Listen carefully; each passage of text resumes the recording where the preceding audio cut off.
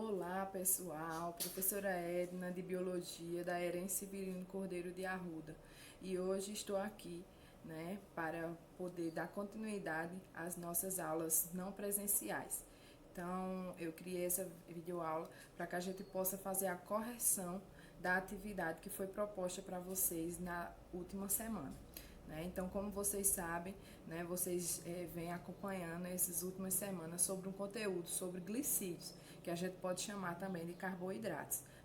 Vocês assistiram a videoaula pelo EducaPE e agora a gente vai fazer a correção das atividades que foram propostas. Então, vamos lá. Aqui, antes de fazer a correção da atividade, eu quero só que a gente levante aqui alguns pontos para que a gente possa entender. Então, é uma forma de revisar o conteúdo. Então, a gente pode chamar também de carboidratos, a questão dos hidratados de carbono, os glicídios e açúcares. Então, entender a composição, entender que o carboidrato ele é composto por 3 tipos de átomos, que são quem? Carbono, oxigênio e hidrogênio. E aí também, lembrando a vocês, a fórmula geral dos carboidratos, que no caso vai ser o CN, H2ON, ok? Então, de acordo com a quantidade de carbonos, que a gente encontrar nas cadeias, desses carboidratos, a gente vai ter uma classificação para eles, e aí a gente vai ver isso em seguida. Entender que a principal função dos carboidratos é o fornecimento de energia, e ele também tem função estrutural, ok? Então, a gente tá de lado aí, vocês estão vendo a forma da glicose, que a glicose é um açúcar, é um carboidrato, e aí nós temos ela na forma linear e da forma cíclica, certo? Então, vamos lá. A questão que foi passada para vocês, ela diz assim: marque a alternativa que indica quais os elementos químicos fundamentais encontrados na composição do carboidrato. Então, pelo que eu falei anteriormente para vocês, vocês de cara já sabem. Então, o carbono, hidrogênio e hélio, não. Carbono, oxigênio e hidrogênio, sim. Certo, gente? Então, os carboidratos, eles são compostos apenas por carbono, oxigênio e hidrogênio. E é isso que caracteriza esses compostos orgânicos, ok? Em seguida, nós vamos ter a questão da classificação. Então, vocês viram tudo isso na videoaula lá do EducaPE.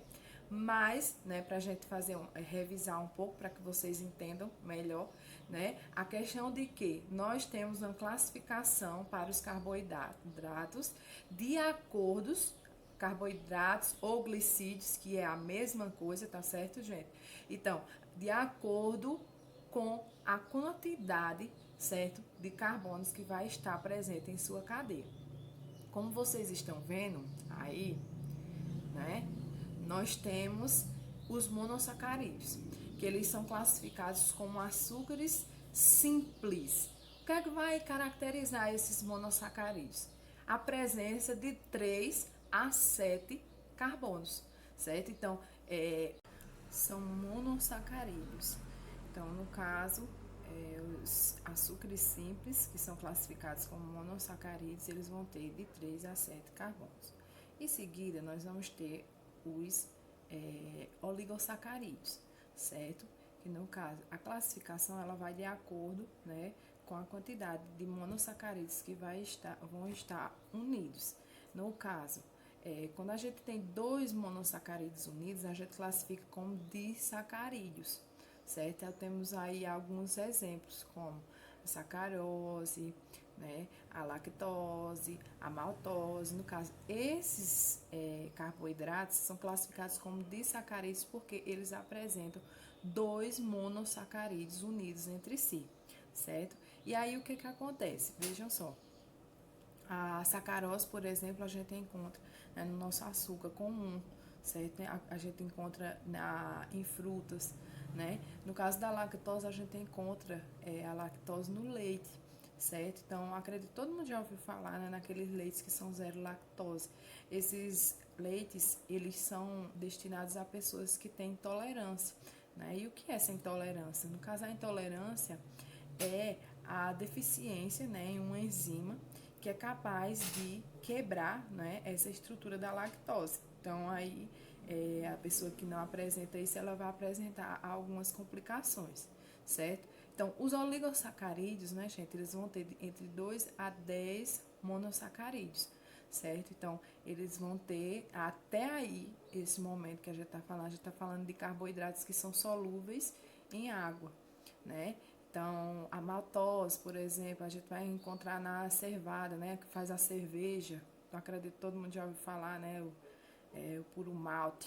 Então, esses são carboidratos, né, até aí solúveis em água. Agora, a gente vai passar para carboidratos que são mais complexos, que no caso são os polissacarídeos, certo? Então, esses polissacarídeos são muitos monossacarídeos ligados entre si. Então, no caso, são insolúveis em água. E aí, gente, então, quais são os exemplos, né, que a gente pode trazer para vocês identificarem essa questão de polissacarídeo? No caso do amido do milho, né? Então, a maisena, né, que vocês têm em casa, a maisena é amido de milho, né? Então, esse amido ele é extraído do milho. E aí, como é que a gente pode imaginar? Vejam só. Então, imagine um trem, certo? E esse trem ele tem vários vagõezinhos, certo? E aí, o trem é um polissacarídeo e os vagõezinhos são monossacarídeos. Então, aqueles açúcares simples que estão ligados entre si, estão ligados e formando esses polissacarídeos. Nós temos também o glicogênio, né, que é um polissacarídeo que ele tem uma função de reserva, certo? A celulose também, né, que a gente encontra em plantas, certo? Então, eles têm uma reserva. Então, um exemplo que a gente pode citar é, por exemplo, se a gente não se alimentar, certo? Então, se a gente não se passar, por exemplo, acordei hoje e não me alimentei durante todo o dia, será que eu vou morrer? Não. Então, dependendo da pessoa, né, que todo mundo ele tem um sistema de armazenamento de nutrientes. Então, essa substância, no caso que é uma fonte de energia, ela é armazenada no nosso fígado, por exemplo, o glicogênio. E aí, quando for necessário, o corpo vai ativar e fazer com que esse glicogênio seja quebrado e seja liberado no nosso organismo a glicose, que é aquela que o corpo vai pegar e vai transformar em energia para que a gente possa realizar as nossas atividades.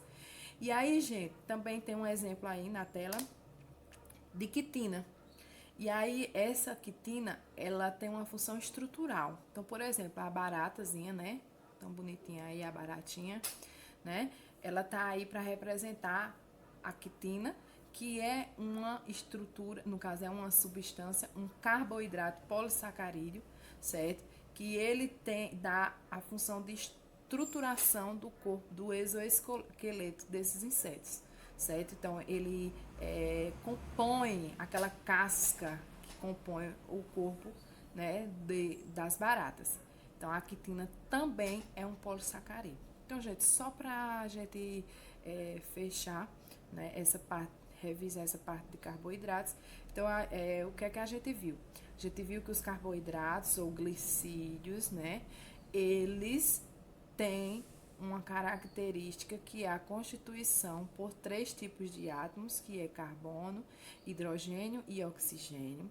Eles têm a sua principal função, o fornecimento de energia, né, fornecer energia para os seres vivos, né? Então, a principal fonte de energia são os carboidratos, os glicídios.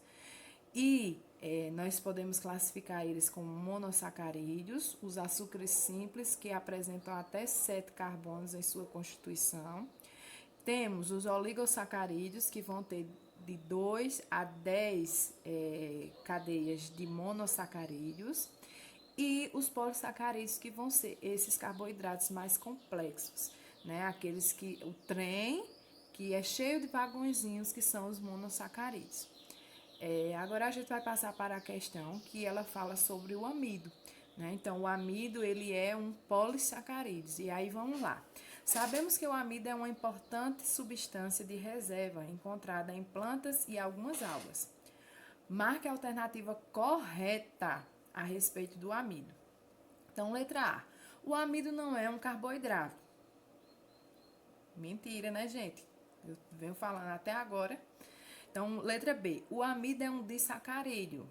Não. Assim como a frutose. Não. A frutose, sim, é um disacarídeo. Aliás, a frutose não. A frutose é um monossacarídeo.